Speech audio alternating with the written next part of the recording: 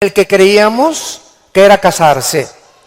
Y no sabemos que el matrimonio es algo por lo cual toda la vida se tiene que luchar. Nunca habrá un matrimonio perfecto. Nunca habrá un hombre perfecto. Nunca habrá una mujer perfecta. Por eso el matrimonio es para dos discípulos de Cristo. Un hombre y una mujer que siguen a Dios, es como un triángulo. Y mientras más sigue el hombre a Dios, Dios está hasta arriba y la mujer también. Mientras más seguimos a Dios, más cerca estaremos el uno con el otro. Bueno, la iglesia es lo mismo. Hay cristianos que les han hablado, no, la iglesia cristiana es Disneylandia, Reino Aventura, todo peace and love. Nunca va a haber problemas, nunca va a haber fricciones. Y cuando entramos a alguna iglesia o en las iglesias a las que ustedes han asistido, van a encontrar, ¿verdad?, que la iglesia es una mezcla de cizaña con trigo. Que la iglesia es un cuerpo de creyentes mezclados con personas que han entrado del mundo y que entre nosotros necesitamos entender que va a haber fricciones, malos entendidos, contiendas, que doña Pachita ya le hicieron cara de hamburguesa y no quiere regresar. Que porque en esa iglesia, muchos me dicen, es que en esta iglesia o en aquella iglesia a donde yo iba, no había amor. Y el problema está en eso, que entramos a la iglesia creyendo que todo es maravilloso y que estamos en un ejército. Somos soldados en un campo de batalla, en un mundo ocupado por el enemigo, donde nosotros vamos de paso. Todo lo que construyamos, todo lo que invertamos en este mundo, se va a quedar. Y cuando este mundo sea destruido, lo único que va a sobrevivir son las almas. Son las almas. Y esta es la razón por la cual debemos vivir por las almas y poner como prioridad las almas que Jesucristo ganó en una cruz con su propia vida. Todos los cristianos vamos a experimentar pruebas. Vean ustedes aquí antes de Pedro se encuentra Santiago en el capítulo 1. Santiago era hermano de Jesucristo. Fue uno de los hermanos de Jesucristo, Santiago. Y él está escribiéndoles a los cristianos que comenzaron a ser perseguidos por el Imperio Romano. Y vean ustedes el consejo que Santiago comienza a delinear. Santiago 1, versículos 2 y 3. Hermanos míos, tengan por sumo gozo cuando se hallen en diversas pruebas, sabiendo que la prueba de vuestra fe produce paciencia. Sabemos entonces que todos nosotros vamos a ser examinados por Dios. Las pruebas, que son muchas, hay familiares pruebas, pruebas en tu iglesia, en tu trabajo, con tus amistades, como matrimonio, con tus finanzas. Dios prueba el corazón. Y dice Santiago, no se sorprendan, no se maravillen de que de repente hay muchas pruebas. Y en lugar de que la oposición y las pruebas puedan menguar nuestro ánimo, dice Santiago, ¿verdad?, está probándose nuestra paciencia y nuestra fe. Vean ahora aquí, le damos vuelta a primera de Pedro, otra vez, capítulo 1. Y dice el versículo 6 y 7, en lo cual vosotros se alegran ahora, aunque un poco de tiempo. Si es necesario, tengan que ser afligidos en diversas pruebas, para que sometida a prueba vuestra fe, mucho más preciosa que el oro, o sea, ¿por qué tiene que probar Dios nuestra fe? Porque es lo más valioso que Dios nos ha regalado. Lo más grande que tenemos es la fe. Y si queremos agradar a Dios, lo tenemos que agradar a través de la fe. Porque sin fe es imposible agradar a Dios. Por lo cual tenemos que entender por qué vienen pruebas, por qué me robaron mi coche, por qué tuve este problema con mi esposa, ¿Por qué este problema con mis hijos? ¿Por qué este problema en la iglesia? ¿Por qué este problema en el trabajo? ¿Por qué está el mundo ahorita como una olla hirviendo, donde las naciones están a un punto de una conflagración internacional? Aunque sabemos bíblicamente que si explota una guerra en Europa o en el Medio Oriente, no es todavía la tercera guerra mundial. En estos últimos meses, todas las invitaciones que he recibido han sido en radio, en televisión, con iglesias, con alianzas de pastores, para explicarles que esta guerra no es la tercera guerra mundial, que la Biblia nos habla claramente que falta mucho para la tercera guerra mundial y que este es lo que va a pavimentar el camino para el surgimiento del anticristo en el Medio Oriente. Entonces, estas pruebas, dice la Biblia, son importantes porque nuestra fe es la que tiene que ser probada.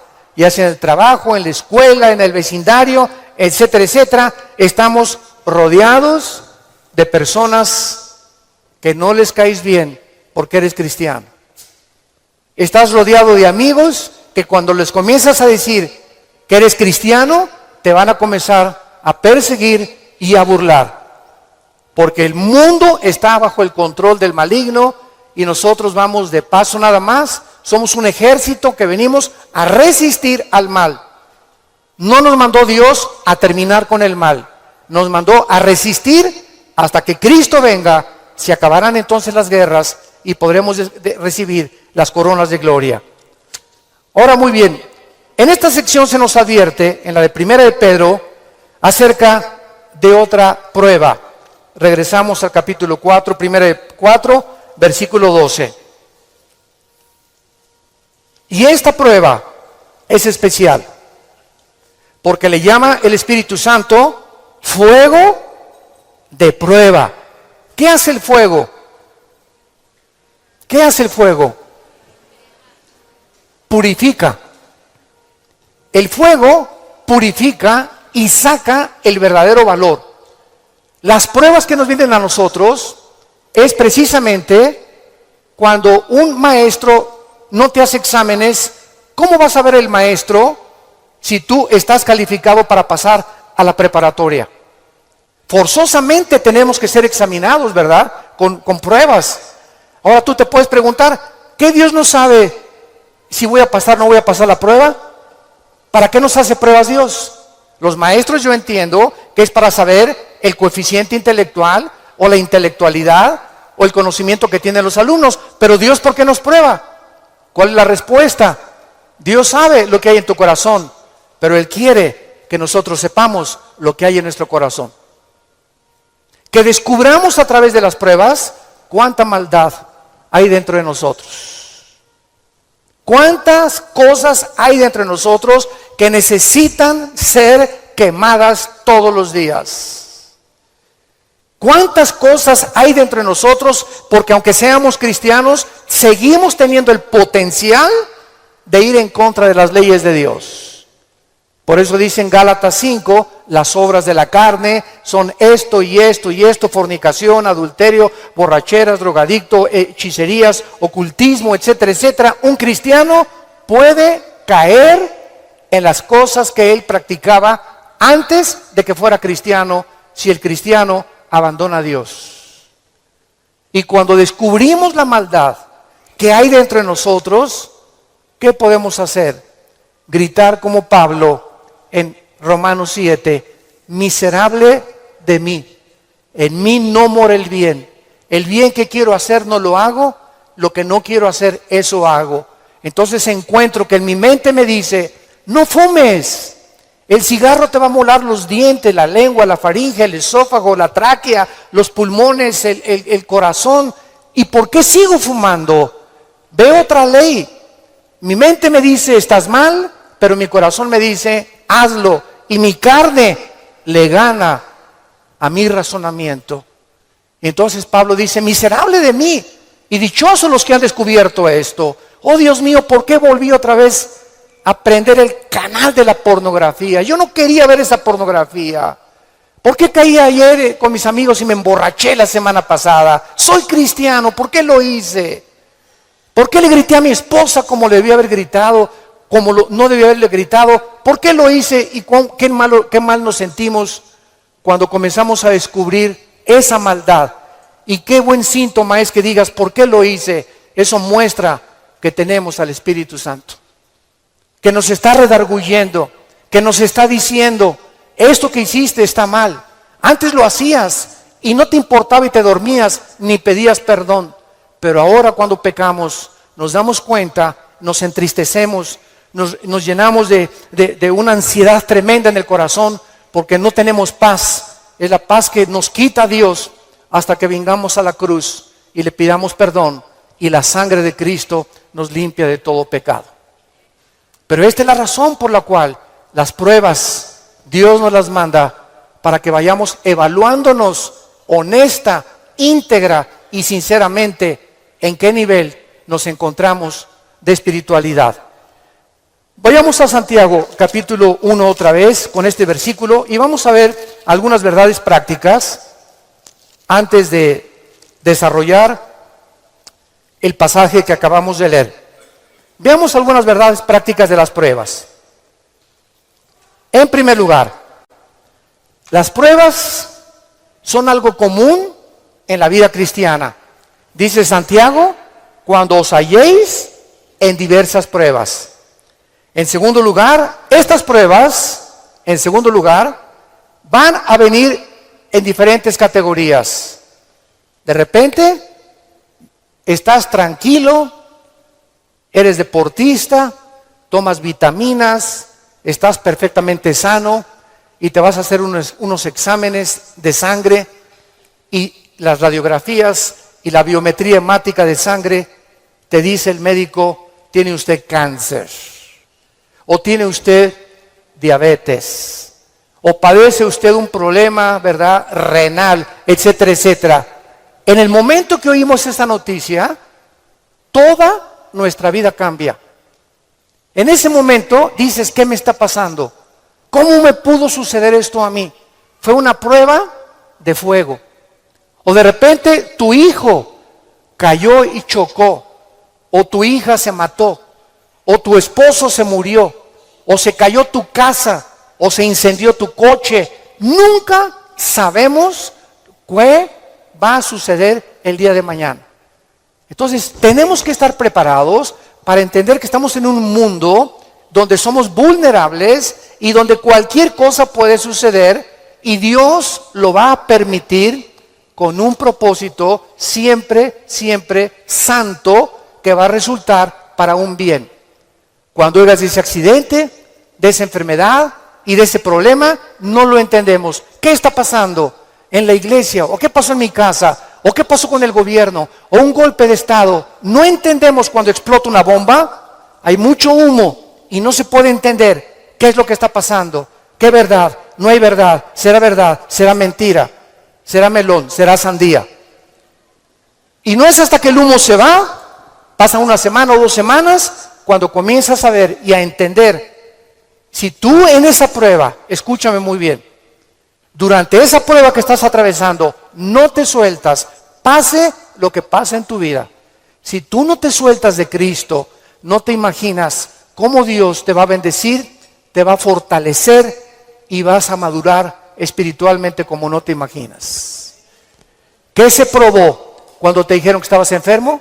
¿Qué se probó cuando oíste que te robaron tu coche? ¿Qué se está probando cuando perdiste el trabajo? Se está probando nuestra fe. ¿Cuánto confiamos en Dios? Cuando se va tu esposa o te abandona su esposo, ¿qué vas a hacer? ¿Te vas a recurrir a las drogas? ¿Te vas a emborrachar? ¿Vas a renegar contra Dios? ¿Para eso soy cristiano? ¿Me quitaron mi trabajo? ¿Por qué si yo diezmo regularmente me quitan mi coche? Dios, yo no lo entiendo. ¿Y por qué me corren de mi trabajo si sabes que tengo que mantener a mi familia? Dios está buscando que nosotros veamos nuestra reacción, porque nuestra reacción determina el nivel espiritual que tenemos de fe. Y es precisamente en esas pruebas, en esas reacciones, donde Dios sabe cómo vas a reaccionar. Vamos rápidamente a Génesis capítulo 22. En el Antiguo Testamento, y veamos la prueba de fuego que pasó a Abraham.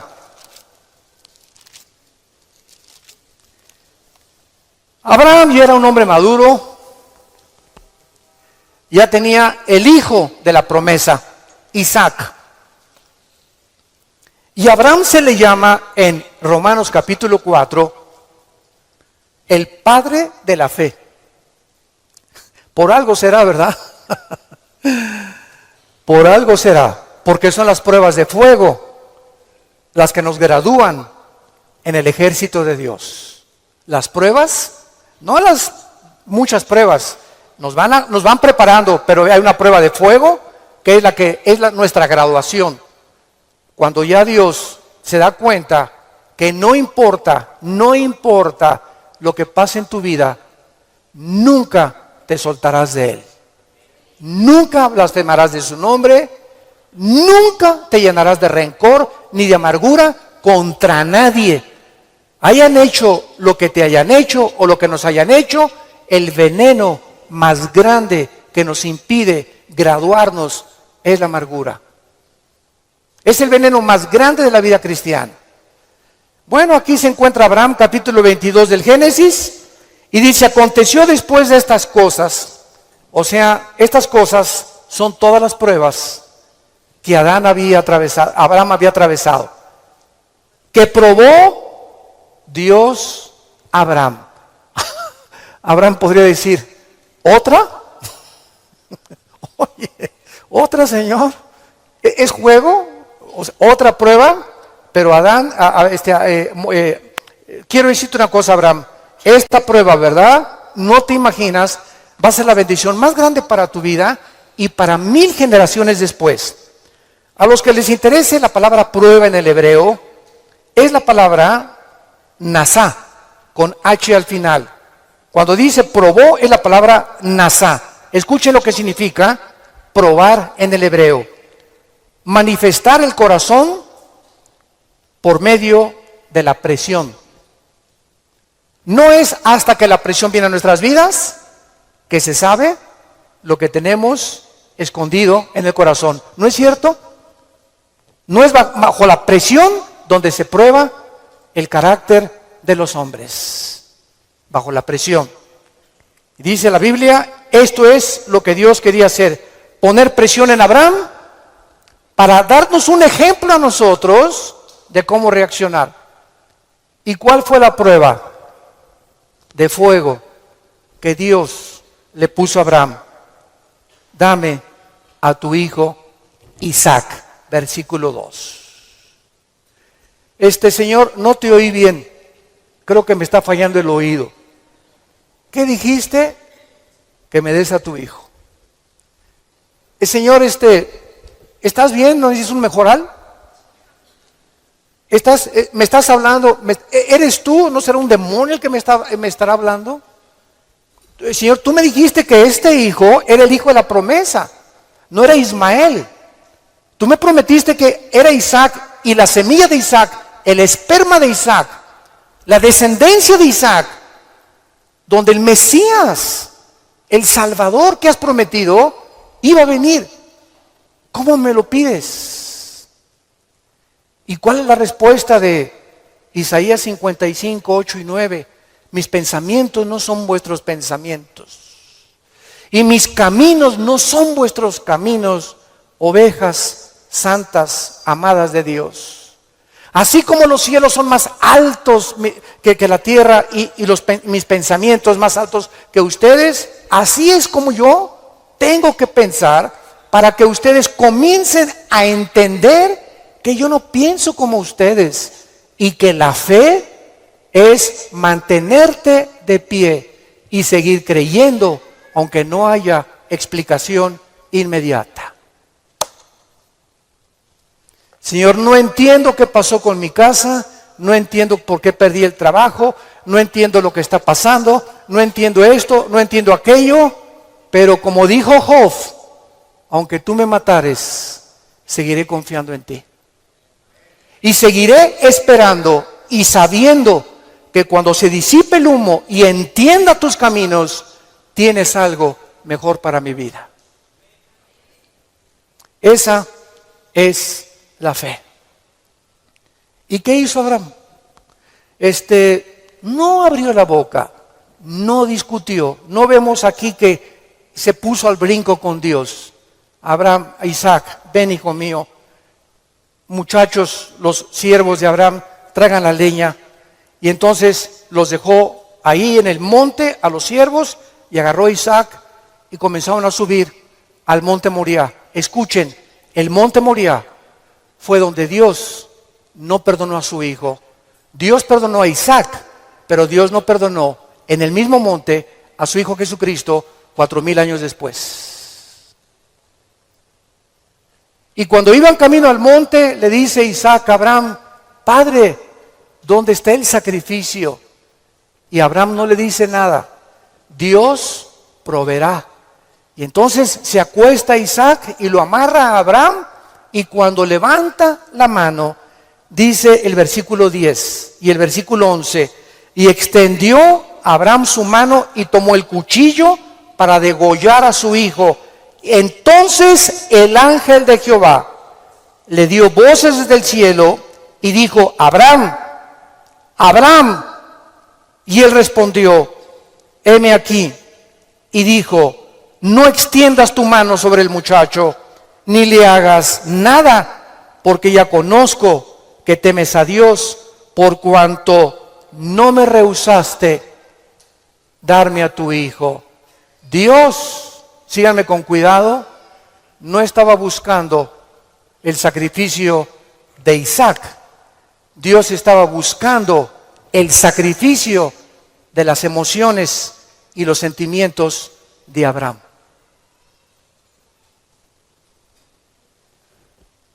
Abraham tenía que pasar la prueba de morir a sus emociones y a sus sentimientos y amar a Dios con todas sus fuerzas y con todo su corazón, escúchenme, más que a su hijo.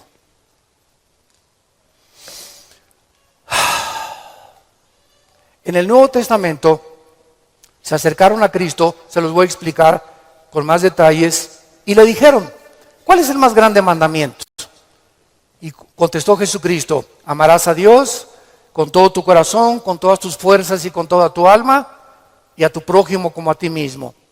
Muy bien, hace algunos años yo le pregunté, orando le pregunté a Dios, porque alguien, ¿verdad?, me metió una idea satánica, un ateo, en un hotel, me acuerdo que se acercó y me dice: oiga, señor Alducin, el Dios que ustedes adoran es un misógeno, es un ególatra, es un Dios que solamente busca a Él, a Él, a Él, que nada más dice: ámame a mí con todo tu corazón, más que a tu esposa, más que a tus hijos. ¿Cómo puede ser esto posible?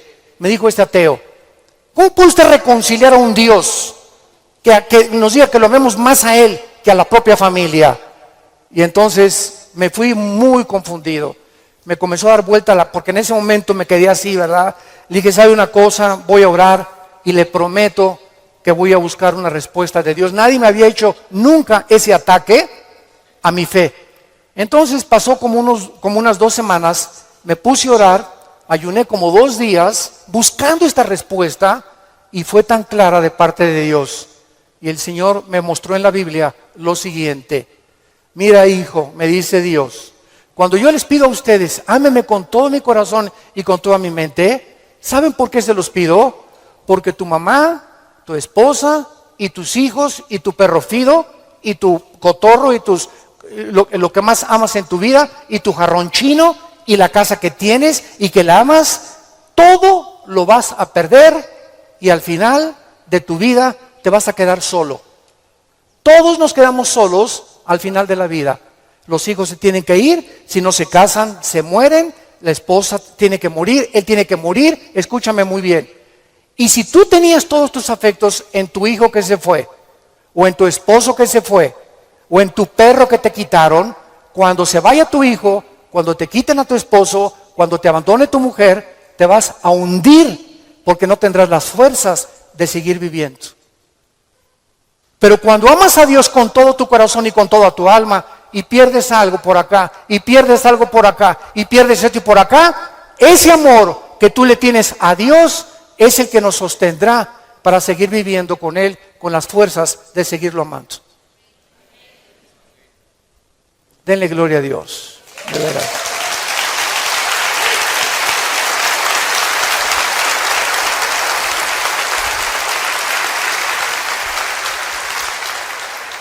La fe es creer aunque no entendamos. Si Dios lo dijo, tiene una razón. Detrás de cada mandamiento de Dios se encuentra la sabiduría de Dios. Cuando Dios le dice a los jóvenes, no forniquen ni tengan relaciones sexuales antes de casarse, gritan los jóvenes y protestan los jóvenes. ¿Nos quieres quitar la felicidad? ¿Qué tiene? ¿Así nos vamos a conocer mejor antes de casarnos? Pero detrás de esa prohibición que Dios tiene es el inmenso amor que Él nos dio desde la cruz. Por amor te lo digo, jovencita, te dice Dios, por amor que te tengo, joven que me escuchas. Tú no te imaginas las consecuencias de la fornicación. Vas a los 18, 19 años a ver crecer tu pancita, te vas a tener que salir de la escuela, él va a resultar con que no te quiere. Es increíble que por no haber puesto ustedes freno en sus relaciones meses antes, hayan ustedes acabado en un pecado que se llama la fornicación. Dios es sabio y nos dice a los casados, no cometerás adulterio.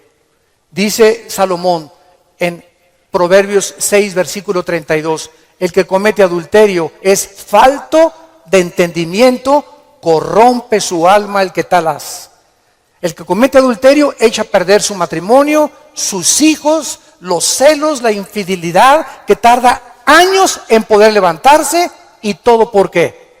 Por tu ego, por tu orgullo, por tu vanidad de querer irte con una muchacha más joven o con otro hombre sin tomar en cuenta a tu propia familia. Es el ego siempre el enemigo de nuestro Dios. Dios sabe por qué nos da las provisiones que nos da, porque nos ama y quiere lo mejor para nuestra vida.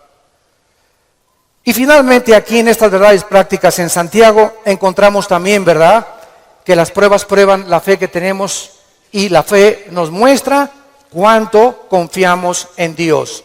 Dice en el Salmo capítulo 11, versículo 1 y 2. En Jehová he confiado. ¿Cómo decís a mi alma que escape al monte cual ave? Porque aquí los malos tienden el arco, disponen sus saetas sobre la cuerda para asaetear en oculto a los rectos de corazón. Si hubo un hombre perseguido, calumniado, vituperado, despreciado entre los héroes de Dios, fue el rey David. A los 17, 18 años lo ungen, Samuel, tú vas a ser rey de Israel. Ah, dice David, qué suave. Bueno, pasaron casi 12 años, vean esto, desde que lo ungen con sus hermanos, pasaron 12 años, hasta los 30 años de edad, 12 años de pruebas. El hombre que Dios había escogido para sentarlo en el trono de Israel, tenía que ser probado. Y tenía que ser probado en la amargura, en el rencor, en la confianza en Dios, en saber que no importa, aunque me rodee un ejército y aunque tenga las miles de amenazas, Dios es mi salvación, mi fortaleza y mi luz. ¿De quién temeré? Dice el Salmo 27. ¿De quién temeré? Es el temor dentro de nosotros lo que nos impide confiar en Dios. Ay, tengo temor que si me entrego a Dios me va a pasar esto. O tengo temor que si hago estas cosas me va a pasar aquello. Ese temor lo tienes que vencer. Porque Dios no nos ha dado espíritu de temor, sino de valor, de poder y de amor propio. Entonces tenemos que entender que las pruebas forman parte de la vida cristiana. Regresamos a nuestro pasaje de 1 de Pedro y examinémoslo rápidamente. Dice nuestro pasaje, no se sorprendan, amados, del fuego de prueba que os ha sobrevenido, como si alguna cosa extraña aconteciera. Número 1, se nos advierte cómo no debemos de reaccionar. Con sorpresa. No debemos reaccionar con sorpresa. No puedo creer lo que me está pasando. Más te vale que lo creas. No puedo creer que mi noviecita me dijo que yo me parecía a John Travolta, hermano, y me dejó por otro y se fue. No lo puedo creer. No puedo creer que mi esposo me haya abandonado. No puedo creer que este negocio haya caído. No puedo creer, yo fui fiel en mi trabajo y me corrieron, hermano, del trabajo. No lo puedo creer. Más te vale que lo sigamos creyendo. No nos sorprendamos, es una prueba. Cualquier cosa que afecte tu vida, tu estabilidad emocional o física, son pruebas. Entendámoslo. Dios es un Dios que nos tiene que probar. Y estas pruebas son para nuestro bien. Y vamos a descubrir en las pruebas que Él es real, que Él sana, que Él restituye, que Él vindica, que lo que la oruga y el saltón te robaron, Dios te lo va a devolver 10 veces más. Pero es esa fe la que Él está tratando de desarrollar en nuestras vidas, porque es mucho, mucho más preciosa que el oro. Dice en 1 Pedro 5:10, mas el Dios de toda gracia, que nos llamó a su gloria eterna en Jesucristo, escuchen bien, santos de Dios, después que hayáis padecido, ¿cuánto tiempo? No toda la vida es la Inquisición, por el amor de Dios. No toda la vida como llegó una hermana, ay, pastor, ¿qué le pasa a doña Chole? Pues sigo con pruebas. Hermana, tengo 5 años que la conozco y usted ya le ganó a Job. No me diga que en 5 años Dios no la ha dejado descansar. Ese no es el Dios que servimos. Dice claramente que las pruebas son temporales, de vez en cuando Él cree conveniente que la necesitamos atravesar. Después que hayáis padecido un poco de tiempo, vean ustedes el propósito. Él mismo os perfeccione, afirme, fortalezca y establezca después de las pruebas.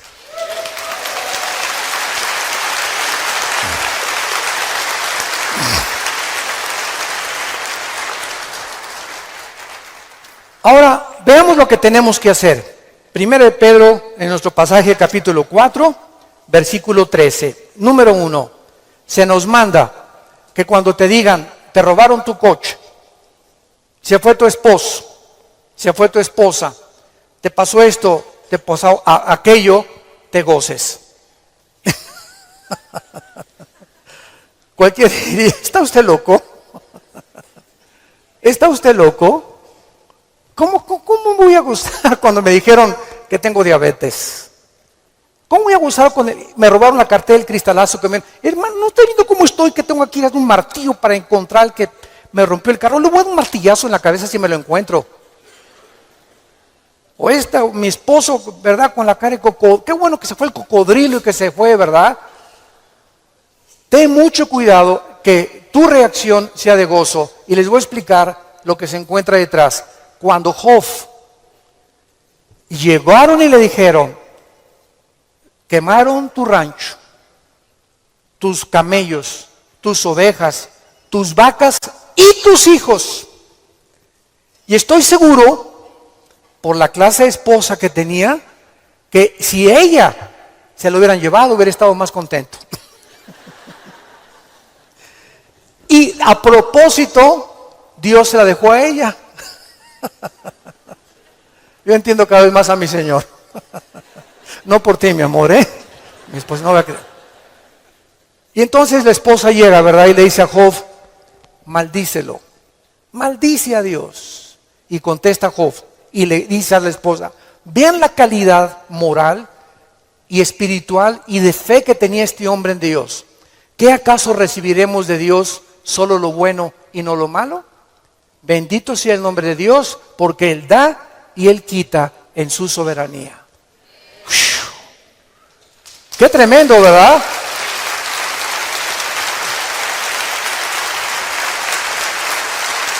Qué tremendo.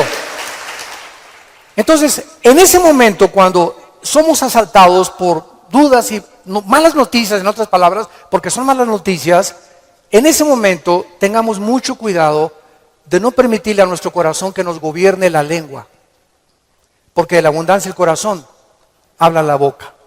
Entonces, en lugar de proferir maldiciones o acusaciones, o eres tú Dios, o compartirlo con otras personas, híncate. Filipenses 4, 6 y 7. Híncate y dale a conocer a Dios. Señor, no entiendo lo que está pasando. No entiendo por qué me pasó esto. ¿Por qué esta enfermedad? Oh Dios, no entiendo, pero quiero seguir confiando en ti. Solo te pido que mientras esto pasa y no lo entiendas, me fortalezcas y me muestres la razón para que yo pueda seguir bendiciéndote y adorándote. Es el tiempo más difícil de nuestra vida cuando no entendemos lo que está pasando. Vamos rápido a 2 Corintios capítulo 12. 2 Corintios capítulo 12 y veamos lo que le pasó al apóstol Pablo y la forma como él reaccionó. 2 Corintios 12.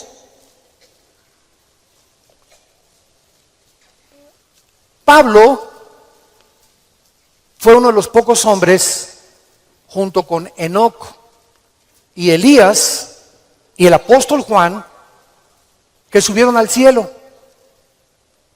En el Nuevo Testamento, Pablo y Juan fueron los dos únicos apóstoles que subieron al cielo sin morir. Fueron sacados de su cuerpo espiritualmente. Y Pablo lo llevó Dios al tercer cielo, donde habita Dios. Y cuando Pablo regresó a la tierra, su espíritu salió de su cuerpo y su espíritu volvió a entrar a su cuerpo. Pablo dice que lo que él oyó allá en el cielo y lo que él vio, no había palabras humanas para poder describirlo. Y como fue una experiencia tan impresionante, pero tan grande, que cabía la posibilidad, dada la naturaleza humana pecaminosa que aún tenemos, Dios tuvo que darle una prueba a Pablo y ponerle un aguijón en su cuerpo físico, alguna enfermedad. Y esta enfermedad no sabemos qué es. Algunos han especulado que era algún problema oftalmológico, porque dicen Gálatas, mira con cuán grandes letras les escribo. Bueno, no sabemos, ¿no? Entonces Pablo tenía algo en su cuerpo que lo atormentaba y se hincó delante de Dios y le dijo: Señor, quítame este aguijón. No, Pablo. Señor, te ruego, quítamelo. No, Pablo. Señor, te lo imploro como de corazón. Si quieres me voy a la villa y de vuelta de rodillas. Hago lo que tú quieras, quítame este aguijón. Y Dios le contesta y le dice en el versículo 9: y el Señor me ha dicho, bástate mi gracia. ¿Por qué? Porque mi poder, y lo traduzco en el original griego, está en presente continuo. Mi poder se está perfeccionando a través de esta dolencia física que he permitido que tú tengas. Mi poder se está perfeccionando mientras tú estás sufriendo esta enfermedad en la que estás atravesando. Y entonces Pablo, cuando entiende, detrás de lo que no entendía, por qué Dios permite eso en su vida, contesta Pablo y dice: por tanto, de buena gana me gloriaré más en mis debilidades, para que repose sobre mí el poder de Cristo. Hace poco mi esposa y yo estábamos en Dallas, y ¿se acuerdan de este muchacho que no tiene brazos ni piernas? Muchos de ustedes lo conocen. Bueno, su esposa es mexicana, de Chihuahua.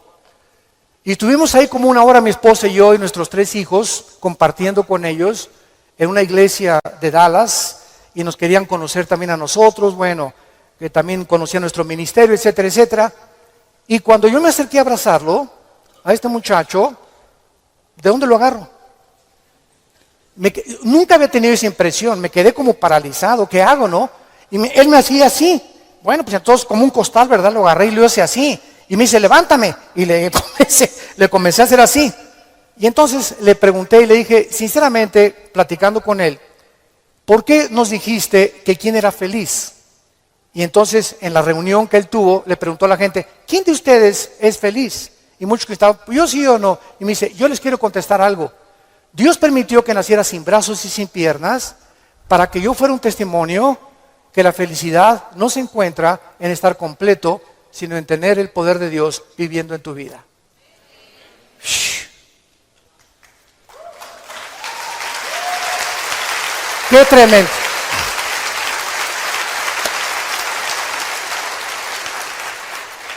Mi esposa y yo nos bañamos de lágrimas. Tenemos piernas, tenemos brazos, tenemos casa, con flex, un carro, lo que sea, nuestros hijos, y estamos descontentos. Teniendo contentamiento, teniendo sustento y abrigo, estamos contentos porque estamos vivos. Nosotros estamos completos y él era más feliz que la mitad de los que fueron a escucharlo. Él riéndose, y era una felicidad, ¿no es cierto, Marta? Un gozo sincero. Él no estaba fingiendo, él estaba lleno del poder de Dios. Y transmitía en sus ojos esa paz, ese contentamiento, esa aceptación. Él dijo que a los 12 años se quiso suicidar porque todavía no había aceptado a Cristo. Y se metió y dice, ¿cómo me suicido? ¿Con qué? Ni modo que agarre una pistola y le haga así, ¿verdad? Se metió a la tina del baño y con la boca abrió la llave y se quería morir ahogado. Y cuando estaba el agua subiendo, muchos de ustedes que ya no han oído su testimonio, yo lo traigo grabado en mi iPhone, dice que en ese momento dijo, si yo me quito la vida, nunca podré compensarles a mis padres y los haré culpables a mis padres, porque siempre se lamentarán porque yo nací así, y si hay un Dios, nunca conoceré el propósito por el cual permitió que yo naciera sin brazos y sin piernas. Y apagó la llave y le dijo, yo no entiendo, al año se convierte a Jesucristo. Y ha ganado millones de almas. Dios dicen que hay uno entre 15 o 20 millones de seres humanos que nacen así. A este muchacho Dios lo escogió Dios para dar un mensaje al mundo. La felicidad no está en el dinero, ni en tener salud, ni en tener casa, ni en tener vehículos, sino si tú tienes a Jesucristo y la paz de Él que sobrepasa todo entendimiento.